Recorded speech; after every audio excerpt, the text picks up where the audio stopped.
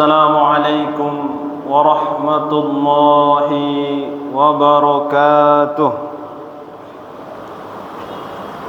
الحمد لله رب العالمين، نحمده ونستعينه ونستغفره ونستهديه، ونعوذ بالله من شرور أنفسنا ومن سيئات أعمالنا.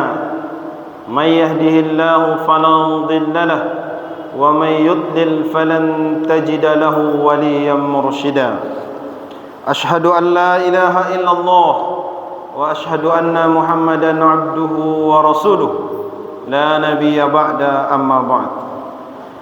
Puji syukur pada Allah Subhanahu wa taala, salawat bering salam pada baginda Nabi Yuna Nabi Muhammad sallallahu alaihi wasallam. Jamaah salat zuhur yang Allah muliakan,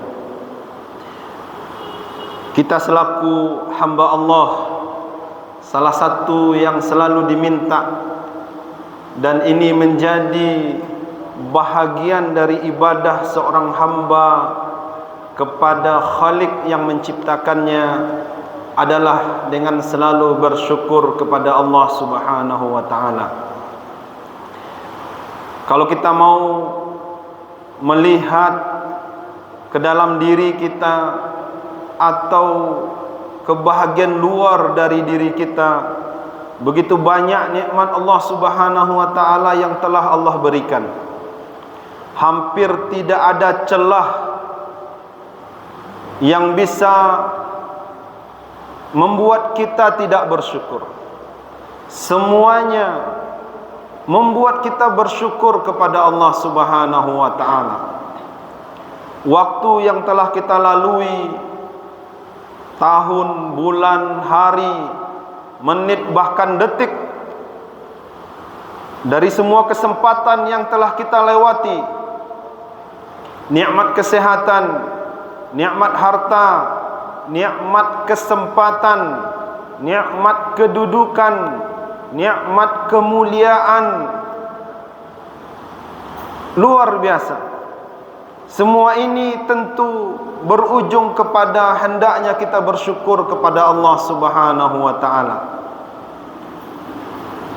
Dan kalau kita mau jujur menilainya, apa yang telah diberikan oleh Allah Subhanahu wa taala kepada kita belum lagi terjawab dengan ibadah-ibadah kita. Jadi ibadah yang kita kerjakan, baik ibadah wajib maupun ibadah sunnah, itu belum mampu mengganti atau menjawab daripada semua nikmat yang telah Allah berikan pada kita. Nikmat umur misalnya. Dari setiap detik yang telah kita lalui, tentu ibadah yang sudah kita kerjakan belum sepenuhnya mungkin terisi waktu yang sudah tersedia ini untuk Allah Subhanahu wa taala. Bahkan mungkin ada di antara ibadah kita yang sudah kita kerjakan, wallahu a'lam, dari sisi kualitasnya pun mungkin kita masih mengharapkan ampunan daripada Allah Subhanahu wa taala. Salat-salat kita, puasa-puasa kita, tilawah-tilawah kita, itu pun kadang kalau menurut bahasa orang-orang tua kita masih harus kita istighfarkan. Salat kita saja masih harus kita istighfarkan. Puasa kita saja masih harus kita mintakan ampun kepada Allah. Karena mungkin secara fisik atau secara zahir kita kerjakan, namun bisa jadi ada celah di situ, ada kekurangan atau ada kekhilafan.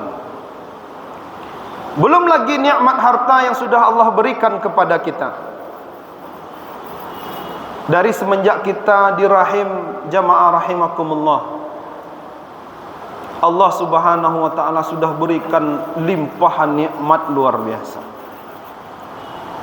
Dari sperma, dari janin berubah menjadi daging, terus berkembang menjadi bayi yang akan siap dilahirkan tanpa kita meminta, karena kita belum bisa bersuara. Ibu kita telah diberikan oleh Allah kemampuan untuk memberikan makan kepada kandungannya. Ini nikmat daripada Allah Subhanahu wa taala.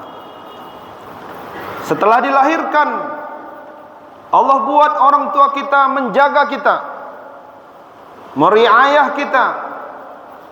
Setelah itu kita tumbuh dari anak-anak menuju remaja, terus menjadi dewasa, bahkan sampai berkuasa. Ini nikmat daripada Allah Subhanahu wa taala. Dari tidak punya apa-apa sehingga sekarang memiliki segalanya. Alhamdulillah. Ini harus disyukuri jemaah rahimakumullah. Bahkan kalau kita lihat para rasul, orang-orang yang Allah utus untuk menyampaikan pesan risalah ilahiyah ini, Allah juga sebutkan, Allah nukilkan bagaimana perjuangan para rasul ini untuk mensyukuri nikmat Allah. Walaupun asyaddul bala, ujian terberat itu ditimpakan oleh Allah kepada orang yang paling dekat dengannya. Namun kita lihat terutama Rasulullah sallallahu alaihi wasallam, syukurnya kepada Allah tiada henti, tiada tara. Meskipun demikian jamaah rahimakumullah, walaupun dari sisi perintah untuk bersyukur ini, di mana ayat di dalam surah Ibrahim ini sering sekali kita dengar, la in syakartum la azidannakum wa la in kafartum inna adzabi lasadid. Ayat ini tentu sangat hafal bagi kita di luar kepala. Tetapi walaupun banyak di antara kita yang belum sampai kepada maqamat syukur, Allah tidak berhenti tetap memberikan nikmatnya sampai saat ini. Sampai saat ini. Bahkan orang yang ingkar kepada Allah sekalipun, Allah beri nikmat.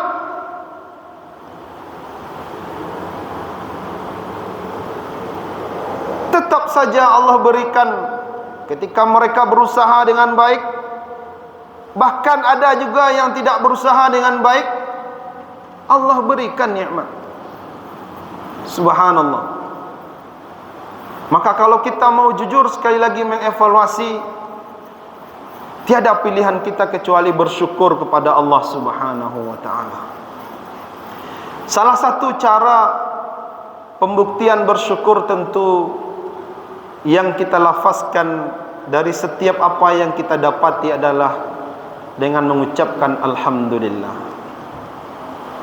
Tetapi selain daripada itu jemaah rahimakumullah, syukur yang diharapkan tentu adalah syukur yang terus membawa kita kepada selalu ingin beribadah kepada Allah Subhanahu wa taala.